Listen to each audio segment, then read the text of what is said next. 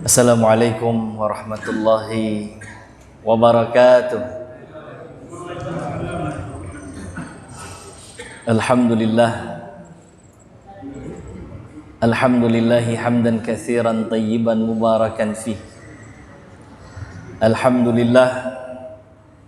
Alhamdulillahi thumma alhamdulillah. Alladzi ja'alana min ummati sayyidina Rasulillah Muhammad ibn Abdullah sallallahu alaihi wasallam. Ashhadu an la ilaha illallah wa ashhadu anna sayyidana Muhammadan abduhu wa rasuluhu la nabiyya ba'dah. Allahumma salli ala sayyidina Muhammadin fil awwalina wal akhirin. Allahumma salli ala sayyidina Muhammadin fi kulli waqtin wa hin wa ba'd. Alhamdulillah, puja puji syukur kehadirat Allah Subhanahu wa taala yang tidak pernah putus memberikan kita nikmat dan karunia-Nya. Sementara karunia itu terkadang kita manfaatkan untuk sesuatu yang menjauhkan diri kita kepada Allah, tapi rahman dan rahimnya Allah, walaupun kita bermaksiat, kita menjauh kepada Allah, Allah tetap memberikan nikmat dan karunia-Nya kepada kita semua. Fanaqul alhamdulillah thumma alhamdulillah. Salawat dan salam semoga selalu tercurahkan kepada junjungan kita Nabi besar Nabi Muhammad sallallahu alaihi wasallam. Besar harapan kita, mudah-mudahan Allah membuka hati kita supaya senang untuk melaksanakan anjuran-anjuran Rasulullah sallallahu alaihi wasallam. Mudah-mudahan juga kita bagian dari orang-orang yang kelak mendapatkan syafaat Rasulullah sallallahu alaihi wasallam. Amin ya rabbal alamin. Baik, jemaah yang dimuliakan Allah Subhanahu wa taala, insyaallah hari ini kita melanjutkan kajian Fiqhus Sirah An-Nabawiyah li Syekh Muhammad Sa'id Ramadan Al-Buti rahimahullah rahmatal abrar. Wasa'allahu darihahu wa nafa'ana Allahu bi'ulumihi fid darain. Amin ya rabbal alamin. Allahumma la ilma lana illa ma 'allamtana innaka antal alimul hakim. Allahumma ja'alna minal ladzina yastami'una al-qawla fayattabi'una ahsana. Walhamdulillah summa alhamdulillah.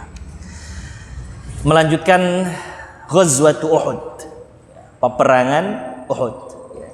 Untuk kita kembali melihat hikmah demi hikmah yang bisa kita ambil dari peperangan Uhud. Perang Uhud sekali lagi adalah perang yang awalnya merupakan keinginan balas dendam orang-orang Quraisy atas kekalahan mereka di perang Badar. Tahun ketiga Hijriah terjadi perang Uhud, adapun perang Badar di tahun kedua. Sebagaimana yang kita sudah kaji kemarin, orang-orang Quraisy mereka mengumpulkan segenap kemampuan mereka secara finansial, kemampuan perang dan lain segala macamnya. Mereka juga undang sekutu-sekutu untuk bisa bergabung bersama-sama menyerang kaum muslimin di Yathrib atau di kota Madinah. Sehingga terkumpullah kurang lebih 3.000 pasukan dari pihak kaum musyrikin Quraisy.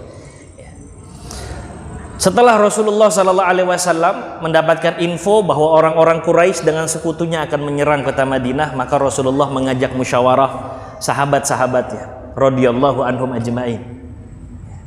Di sini Rasulullah mengajarkan kita bahwa untuk mencari satu solusi amat sangat direkomendasikan untuk kita bermusyawarah, supaya tidak satu pendapat dan satu kepala saja yang menentukan, tapi ada beberapa pendapat yang nanti bisa saling menguatkan satu sama lainnya, yang mana tujuannya adalah mencari keputusan atau ketetapan yang paling baik. Maka Rasulullah ajak musyawarah sahabat-sahabatnya. Sahabat-sahabat seniornya Rasulullah sallallahu alaihi wasallam, mereka mempunyai pendapat bahwa alangkah baiknya kalau kita nih defense saja, bertahan di kota Madinah menunggu serangan kaum musyrikin. Menurut mereka ini yang paling masuk akal. Dengan segala keterbatasan, segala kekurangan, yang paling ideal menurut sahabat senior nih bertahan di kota Madinah. Tapi itu berbanding terbalik dengan pendapat sahabat-sahabat juniornya Rasulullah Sallallahu Alaihi Wasallam. Maka salah satu di antara sahabat-sahabat juniornya Rasulullah Sallallahu Alaihi Wasallam, perwakilan dari kaum mudanya, berkata kepada Rasulullah Sallallahu Alaihi Wasallam, "Ya Rasulullah, akhrij bina ila a'daina, la yarawna anna jabanna anhum da'ufna wa da'ufna." Ya Rasul, jangan kita bertahan di sini. Kita pengen memperlihatkan bahwa jangan sampai mereka meremehkan diri kita. Kita keluar ya Rasulullah. Kalau kita bertahan saja, mereka mengira kita ini gak punya kekuatan lebih. Apalagi ya Rasulullah, sebagian besar kami dari kalangan muda ini kemarin gak ikut perang Badar. Maka ya Rasulullah, saran kami ini gimana kalau kita juga keluar dari kota Madinah. Ini menggambarkan kalau kita nggak takut sama mereka, kita keluar dari kandang kita ya Rasulullah, untuk menghalau mereka. Jadi nggak hanya sekedar bertahan defense saja. Ya. Rasulullah Sallallahu Alaihi Wasallam melihat ternyata yang memang dominan adalah kaum muda. Ya. Mereka semua hampir memiliki ide yang sama, pendapat yang sama, untuk tidak bertahan di kota Madinah tapi keluar dari kota Madinah. Untuk sekedar menggambarkan kita nih nggak lemah gitu, kita juga punya kekuatan, kita punya keberanian gitu. Ya. Maka melihat jumlah suara memang lebih banyak, lihat ya Rasulullah Sallallahu Alaihi Wasallam. Ya.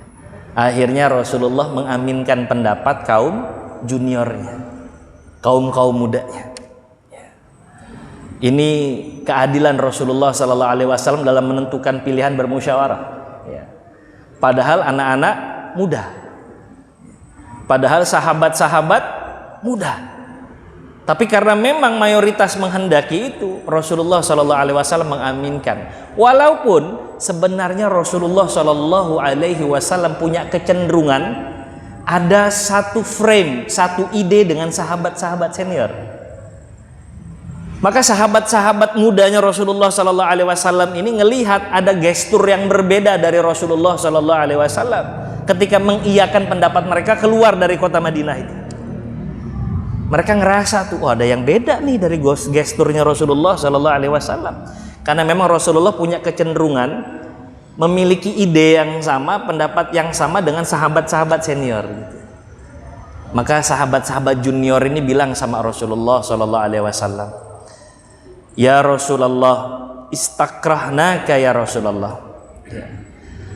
Ya Rasul, apakah kami mendesak engkau ya Rasulullah? Kami nggak bermaksud kok untuk mendesak itu. Walam yakun lana zalika, fa in syi'ta ya Rasulullah faq'ud. Ya Rasul, kalau memang menurut dirimu ya Rasulullah, kita bertahan adalah pendapat yang lebih baik, demi Allah kami akan ikut apa yang kau perintahkan. Sami'na wa ata'na. Karena kelihatannya engkau ini agak ragu untuk menerima hasil dari kami ini. Ya Rasul, kami tidak bermaksud untuk memaksa ya Rasulullah. Kalau kau perintahkan kita bertahan, kami ikut. Demi Allah kami ikut. Sami'na wa ata'na. Tapi Rasulullah mengajarkan kita ini, bahwa keputusan yang sudah diambil bersama, tahap berikutnya adalah eksekusi. Ya. Jadi nggak perlu lagi untuk mengkaji ulang, kemudian mengkaji lagi, sehingga hanya ada wacana, nggak ada eksekusi gitu. Maka Rasulullah Sallallahu Alaihi Wasallam sampaikan, kan kita sudah sepakat semua. Dan kalian tahu, ma yambaghi li nabiyyin idza labisa li ummatihi aidar'ahu ayyada'aha hatta yuqatil. Tidak patut dan tidak layak bagi seorang Rasul kalau sudah mengiyakan pendapat, kemudian sudah memakai pakaian perangnya, mundur lagi, kecuali dia harus melanjutkan berperang sampai akhir. Ya, maka sesuai dengan keputusan Rasulullah Sallallahu Alaihi Wasallam menghalau kaum musyrikin Quraisy itu keluar dari Yathrib, keluar dari kota Madinah. Ya. Cuma yang dimuliakan Allah Subhanahu wa taala, ini musyawarah yang Rasulullah sallallahu alaihi wasallam ajarkan. Musyawarah asas untuk mengambil kebijakan. baik dalam lingkup yang kecil, keluarga misalnya, itu penting itu. Lingkup yang lebih besar, komunitas, DKM masjid misalnya, penting. Dan fair. Pendapat semua ditampung, mana yang lebih baik itu yang kemudian dieksekusi gitu. Atau kemudian lingkungan yang lebih besar lagi atau lingkup yang lebih besar lagi. Naam, Rasulullah mengajarkan musyawarah. Ya. Mengajarkan untuk berembuk bersama supaya nggak keluar hanya dari satu kepala dan satu ide saja. Terbukti Rasulullah Sallallahu Alaihi Wasallam kemudian bermusyawarah dengan para sahabatnya dan fair Rasulullah. Walaupun anak-anak muda yang ngasih ide dan ngasih pendapat, tapi itu masuk di akal.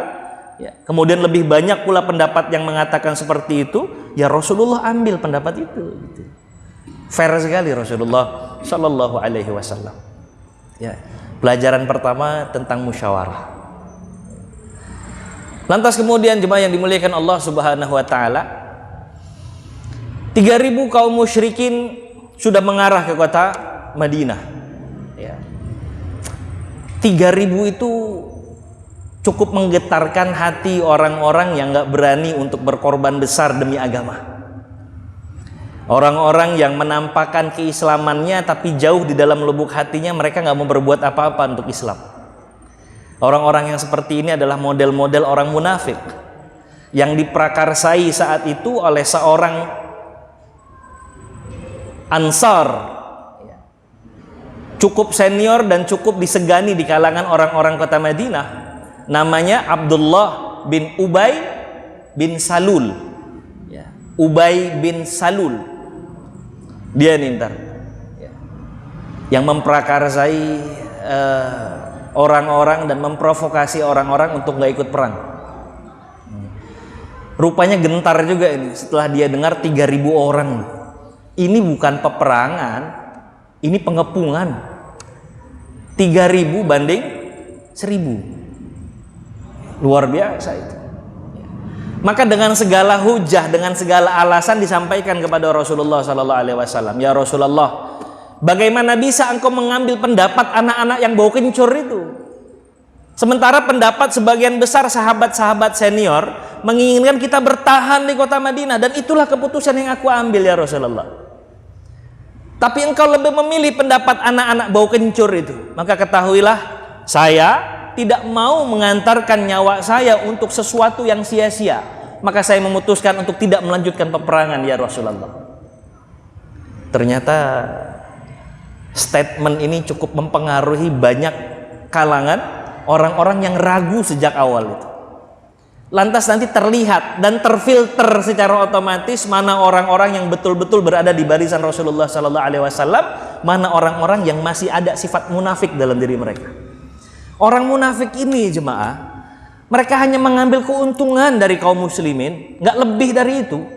Sementara mereka nggak mau untuk mengambil resiko besar. Sekali lagi, hanya mengambil keuntungan dari kaum muslimin, nggak lebih sudah. Itu yang terjadi. Itu sehingga kenapa lantas Ubay bin Salul mempengaruhi kurang lebih 300 orang lainnya memutuskan untuk kembali gak ikut berperang. Mereka hanya mau ngambil keutamaan saja, mereka hanya mau mengambil manfaat dan keuntungan, tapi mereka nggak mau tuh untuk mengambil resiko. Walhasil 300 orang pulang, nggak ikut perang, sisa 700 orang. Itu kefilter memang sudah, tersaring sudah. 300 orang ini orang-orang yang terindikasi munafik. Jadi sekali lagi, kalau kita ngelihat dari perang Uhud ini, atau kita dapat gambaran dari Ubay bin Salul dan orang-orang yang mendukung Ubay bin Salul, orang munafik salah satu sifatnya hanya mengambil keuntungan dari agama tapi nggak mau ngambil resiko. Nggak mau ngambil resiko, nggak mau berbuat, nggak mau berkorban, nggak mau memberikan lebih untuk agama. Dia hanya mengambil keuntungan dari agama saja. Na'udzubillah, tsumma na'udzubillah. Rasulullah Sallallahu Alaihi Wasallam menggambarkan juga tuh sifat-sifat orang munafik. Ya. Ada dalam salah satu riwayat, ayatul munafiqina thalathun, tanda-tanda orang munafik itu 3, kata Rasulullah. Rasulullah menggambarkan yang pertama, iza hadasa kadzdzaba. Kalau dia bicara, dia ngomong, gampang betul dustanya. Enteng betul berdusta. Mungkin hari-harinya juga dipenuhi dengan dusta. Kalau dia bercanda pun dia berdusta. Maka dusta, mudah berbohong, salah satu dari ciri dan gambaran orang-orang yang punya sifat nifak, munafik dalam hatinya. Na'udzubillah summa na'udzubillah. Wa idza wa'ada akhlafa. Kalau dia bikin janji, dia rusak janjinya. Wa idza wa'ada akhlafa. Hati-hati ya. Kalau kita bikin janji, kita buat janji sama orang, tapi dengan mudahnya kita rusak janji itu, terindikasi itu, terdiagnosa. Jangan-jangan ada salah satu sifat nifak, munafik dalam diri kita. Na'udzubillah summa na'udzubillah. Walaupun dalam urusan yang sepele, Bapak Ibu jemaah yang dimuliakan Allah. Menjanjikan sesuatu sama anak, lo hati-hati lo ini. Kalau kita mudah mempermainkan itu, bahaya itu. Itu tanda, alamat ya. Alamat, sign, tanda-tanda. Iza wa'ada akhlafa. Dia buat janji, tapi dia rusak pula janjinya. Ini hati-hati juga orang-orang yang punya akses, punya kesempatan nanti berbuat janji kepada orang banyak, tapi ternyata nggak bisa terrealisasi janjinya, atau menyengajakan diri untuk tidak merealisasikan janjinya itu. Pertanggungjawabannya di hadapan Allah nanti. Na'udzubillah summa na'udzubillah. Ciri yang ketiga yang disampaikan dan digambarkan oleh Rasulullah sallallahu alaihi wasallam bagian dari sifat orang-orang munafik adalah wa idza u'tumina khana. Kalau dikasih amanah dia berkhianat. Dikasih amanat memegang jabatan ini, dikasih amanat untuk memegang tanggung jawab ini, tapi dia khianat dengan amanah yang dia miliki itu. Ini bagian dari sifat orang-orang yang memiliki sifat nifak itu, munafik. Maka na'udzubillah summa na'udzubillah. Kalau ngomong gampang dusta, kalau janji gampang ingkar, kalau diamanahkan dia berkhianat. Ini salah satu gambaran dari Rasulullah sallallahu alaihi wasallam. Na'udzubillah summa na'udzubillah.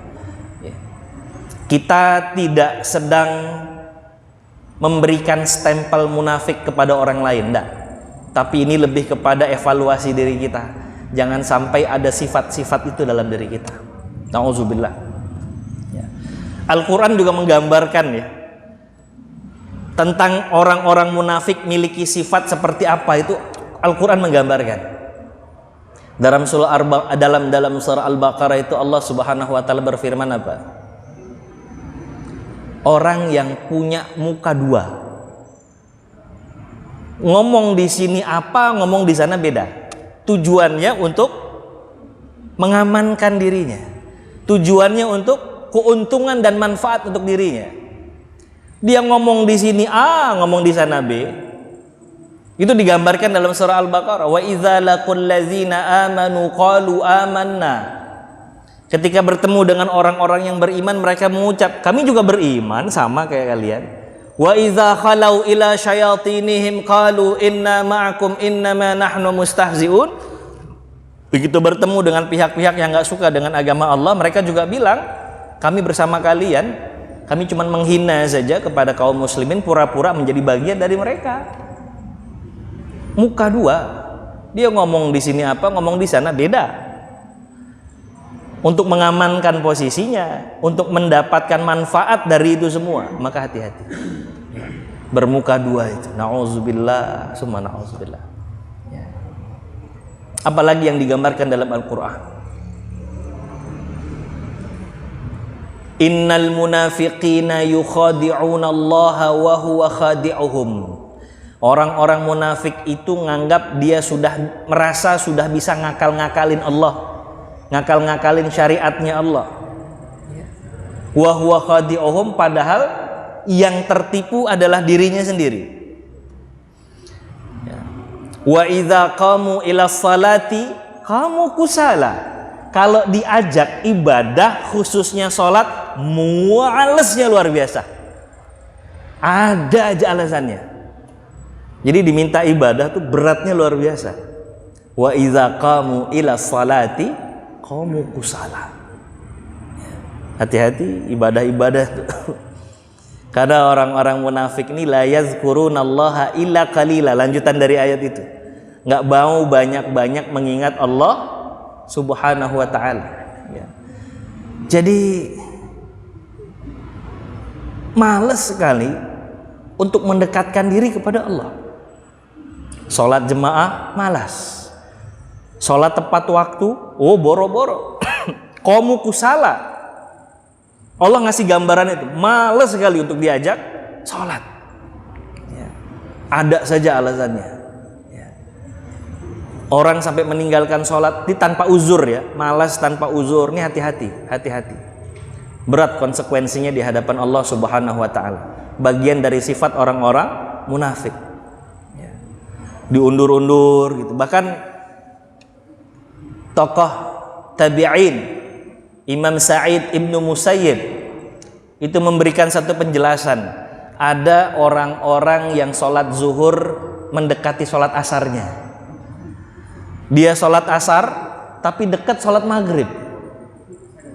Sholat maghrib mendekati sholat isya tanpa uzur, tanpa uzur. Ini hati-hati. Wa man mata ala hadhil halah, ini kata beliau ya, bisa dilihat di Kerasek dalam kitab Al-Kabair lil Imam Az-Zahabi rahimahullah. Wa man mata ala hadhil halah, siapa yang wafat punya karakter mengkristal seperti ini, jadi kebiasaan ngulur-ngulur waktu sholat tanpa uzur, walam yatub, belum sempat bertaubat kepada Allah Subhanahu wa ta'ala, wa'adallahu lahu bighayyin, maka Allah akan siapkan sebuah tempat namanya ghayy. Apa itu ghayy? Ini na'udzubillah summa na'udzubillah. Wadin fi jahannam, sebuah tempat lembah di neraka jahannam. Ba'idun qa'ruh syadidun ta'buh. Tempatnya dalam sekali. Seperti apa yang Allah firmankan, innal munafiqina fid darkil asfali minan nar. Bahwa orang-orang munafik itu yang kerjaannya menggerogoti agama ini, itu tempatnya di kerak neraka. Syadidun ta'mu, rasanya udah nggak enak pol, nggak enak sekali. Ya. Kita nih kadang-kadang suka terjebak dengan kalimat yang penting kan, nah gitu tuh. Yang penting kan sholat. Gitu. Jadi walaupun telat-telat, yang penting kan sholat. Iya, kalau ada uzur, lain cerita, lain bab. Ini tidak ada uzur, jangan sampai kita punya pembenaran dari kalimat itu. Yang penting kan ibadah, bahaya betul, bahaya betul. Ya. Hati-hati. Ya. Yang penting kan, ini bahaya. Ya. Jadi wa idza qamu ila salati qamu kusala. Yuraunan nas, dia seneng kalau dilihat sama orang. Istihlaul ibadah. Yani al-ibadah hilwa, yakni ibadahnya tuh dibagus-bagusin, dihias-hias kalau dilihat sama orang.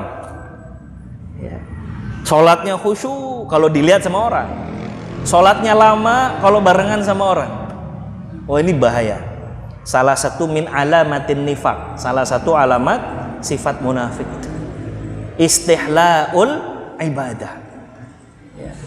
Yuraunan nas. Jadi dia ya udah dibagus-bagusin aja sholatnya itu.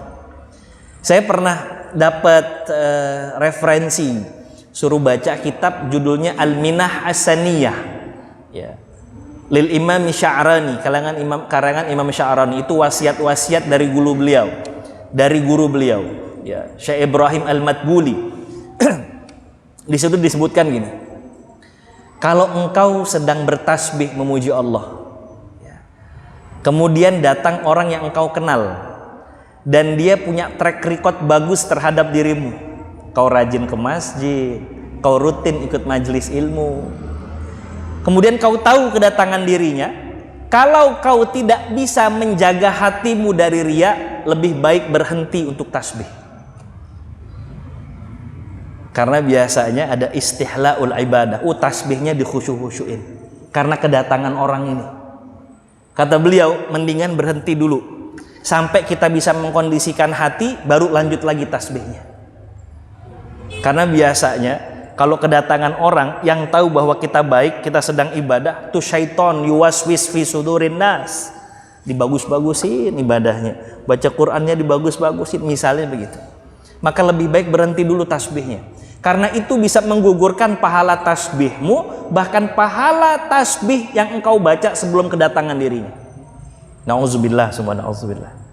Sampai sebegitunya tuh ulama tuh ya, memberikan warning, alert buat kita. Makanya dalam bab itu disebut ihzar min daqaiqir riya. Hati-hati terhadap daqaiq, daqiq hadza. Maknanya kalau diterjemahkan tuh tepung terigu, daqiq. Saking halusnya itu. Hati-hati dari halusnya riya. Nah, kalau orang sudah hinggap riya dalam hatinya, bahkan mengkristal dan mengkarakter, itu menjadi bagian dari sifat orang-orang munafik. Hati-hati, nauzubillah, semua nauzubillah. Panjang ngela nafas kalau begini ya. Maka mudah-mudahan Allah lindungi kita dari sifat orang munafik ya. Ada doanya, Allahumma tahhir qulubana minar riya. Ya Allah, sucikan hati kami ini dari riya. Allahumma tahhir qulubana minan nifaq. Sucikan hati kami dari sifat-sifat orang munafik. Wa a'malana minar riya. Ya Allah, sucikan hati kami dari perbuatan-perbuatan riya yang dengan perbuatan itu kami mengharap pujian orang, simpati orang. Ya Allah, bersihkan dan sucikan ya Allah. Wa alsinatana minal kadzib, dan lindungi serta pelihara kami dari lisan yang berdusta. Wa a'yunana minal khiyanah. Ya Allah, arahkan juga mata kami supaya tidak melakukan khianah ain, khianah penglihatan. Anta ta'lam ma tukhfis sudur. Engkau mengetahui bahkan apa yang terdetik dalam hati kami. Itu doa aja. Boleh diikutin ya. Ini dan boleh dibaca ini. Allahumma, yuk sama-sama. Tahhir qulubana minan nifaqi. Artinya ya Allah, sucikan hati kami dari perbuatan munafik.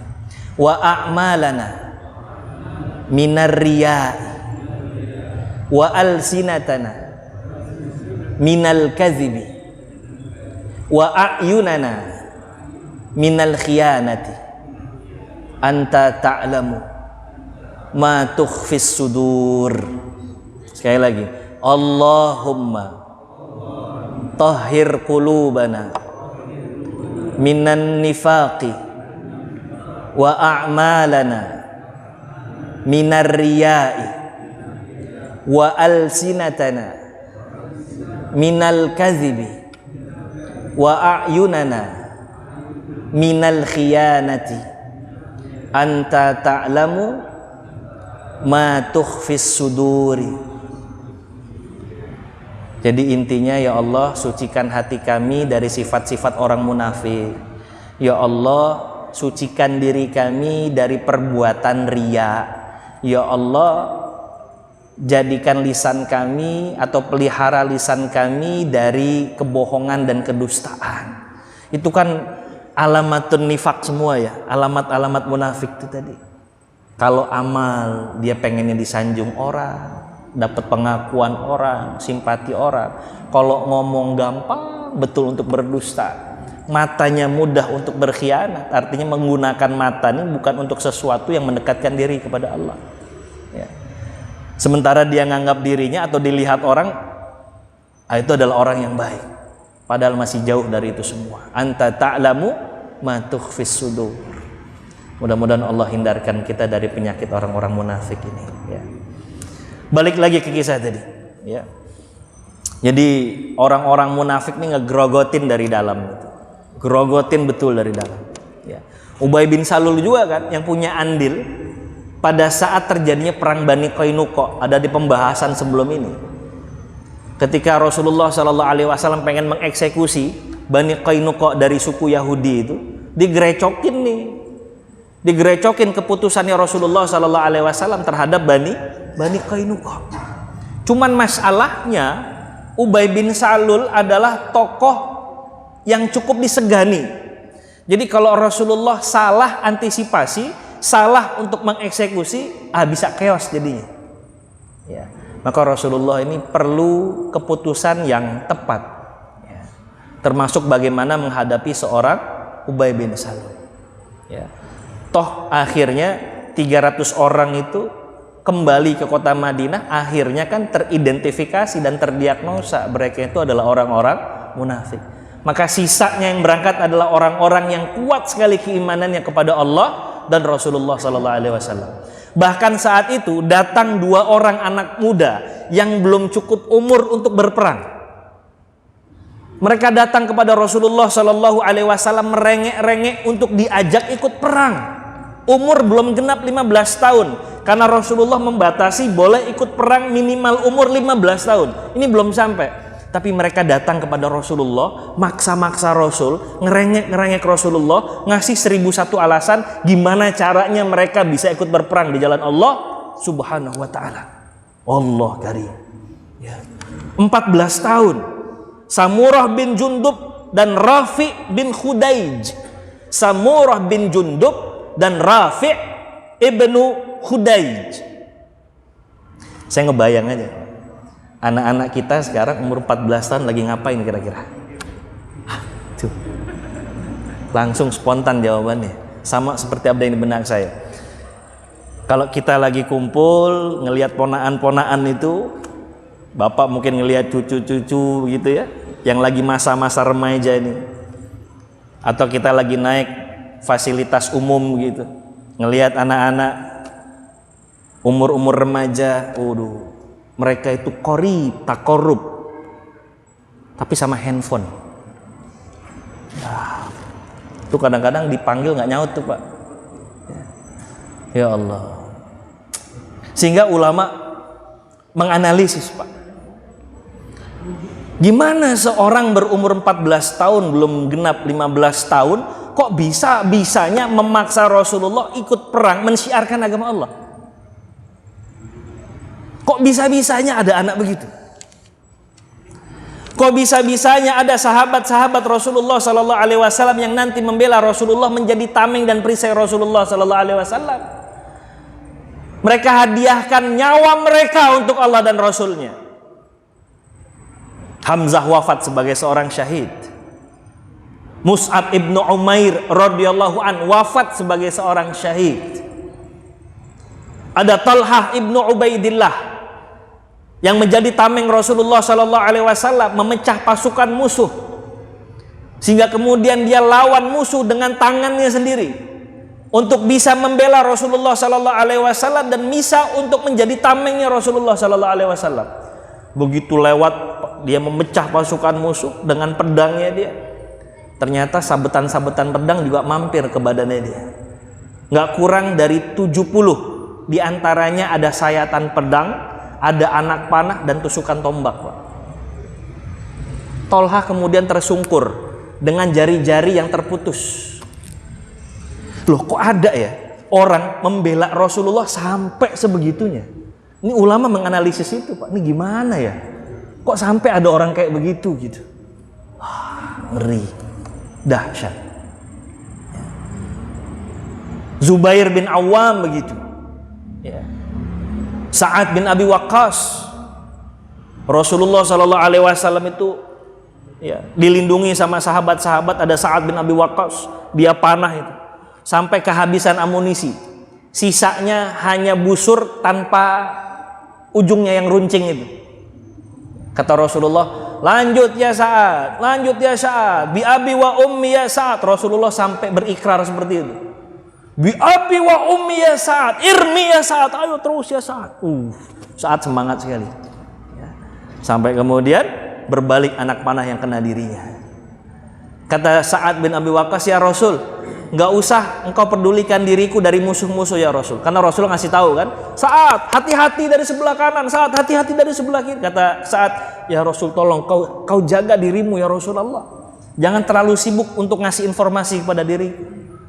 Allah karim. Kok sampai ada orang begitu? Itu gimana? Itu ulama menganalisis itu, Pak. Abu Ubaidah bin Al-Jarrah radhiyallahu taala anhu ardah.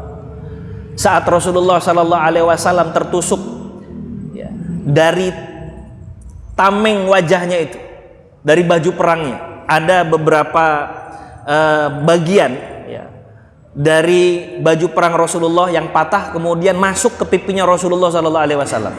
Dalam, susah mau diambil, susah Pak, karena udah masuk ke dalam itu. Kan kejadiannya begitu.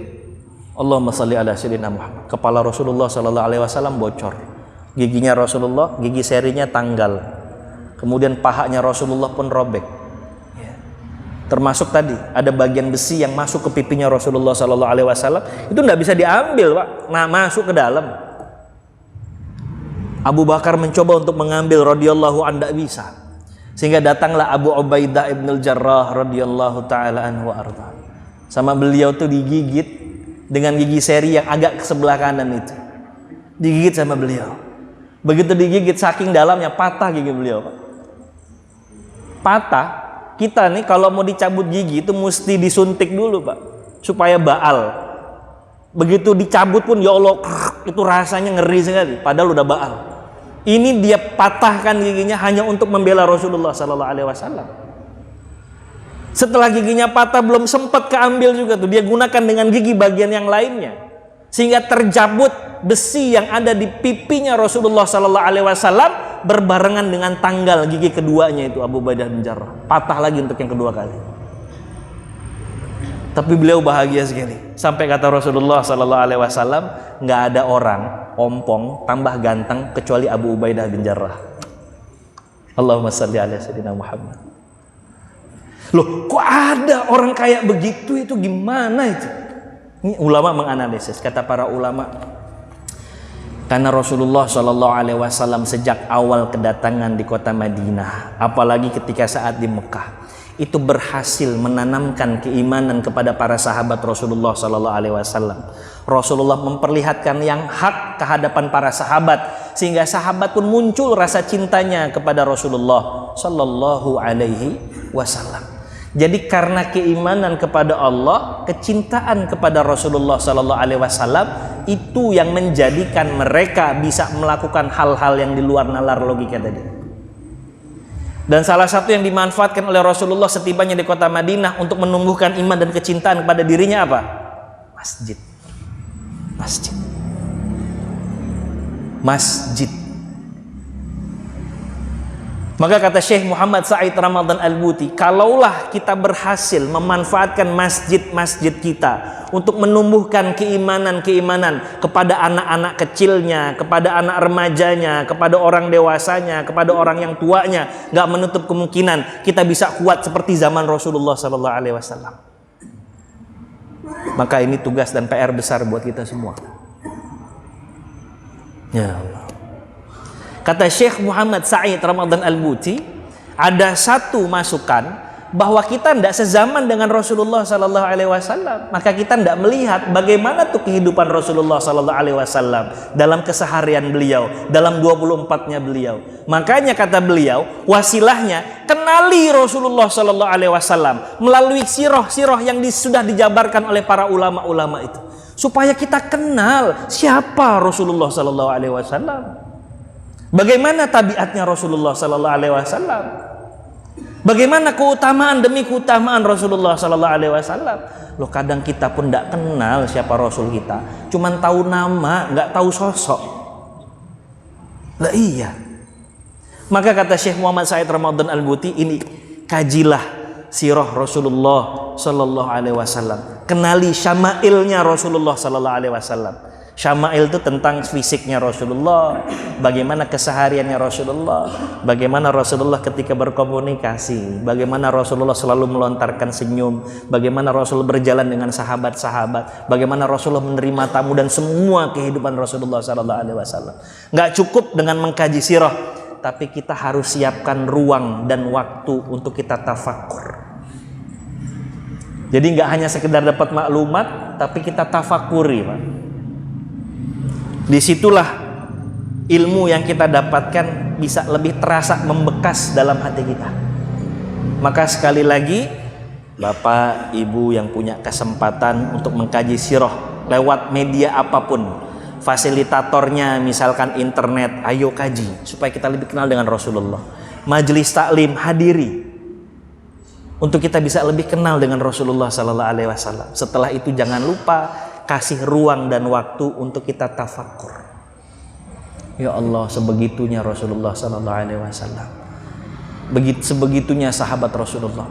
Kita dan para sahabat punya tujuan yang sama, mendapatkan ridho Allah, berada di samping Rasulullah nanti di akhirat. Begitu kan? Apakah ada di antara bapak yang gak setuju sama saya? Saya rasa kita punya tujuan yang sama, supaya dapat ridho Allah nanti di akhirat jadi tetangganya Rasulullah sallallahu alaihi wasallam, bijiwari Rasulullah sallallahu alaihi wasallam. Contoh orang-orang yang sudah mendapatkan legitimasi dari Rasulullah kelak menjadi sahabat, jadi tetangganya Rasulullah sallallahu alaihi wasallam di akhirat. Copy paste gitu. Ya. Kenali sosok Rasulullah, kenali sosok sahabat-sahabat Rasulullah sallallahu alaihi wasallam.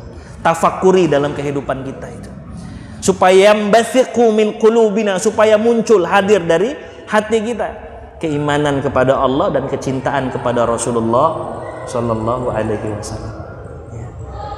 Nah, jadi tafakuri Pak, kaji sirah itu, syama'il Rasulullah sallallahu alaihi wasallam.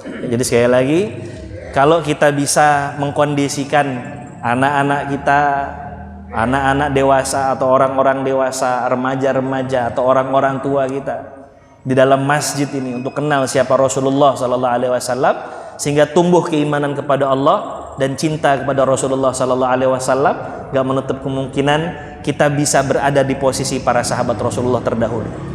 Ya. Kekuatan kaum muslimin seperti orang-orang terdahulu. Mudah-mudahan insyaallah.